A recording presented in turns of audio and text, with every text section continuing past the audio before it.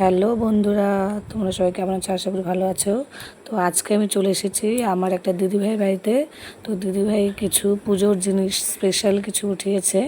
তো তোমরা যারা যারা এখনও পুজোর শপিং করোনি, তো তারা চটপট এখানে চলে এসো। দেখো কত সুন্দর বিভিন্ন রকমের জিনিস আছে এখানে, যেমন শাড়ি আছে, ব্লাউজ, বাচ্চাদের জিনিসপত্র, তারপরে বাচ্চাদের জামা কাপড়। দেখো শাড়ি না দেখলে পরে বুঝতে পারবে না, এত সুন্দর সুন্দর এখানে শাড়ি। জাস্ট দেখো, কালার থেকে যেমন তুমি চাও সব রকম কালার এখানে পেয়ে যাবে। এটার অনেক রকম কালার আছে এই শাড়িটার। এই যে এই শাড়িটা দেখছো, দেখো পিঙ্কের ওপর হচ্ছে কাজ করা, এটাতেও বিভিন্ন কালার পেয়ে যাবে তুমি। তো হচ্ছে এই এটা ও সরি বলতে ভুলে গেছি, এটা তুমি পাবে, আমার অ্যাড্রেসটা আমি দিয়ে দিব। যদিও এটা আছে বামুনগ্রামে, হচ্ছে বামুনগ্রামে বাড়ি দিদিভাইয়ের।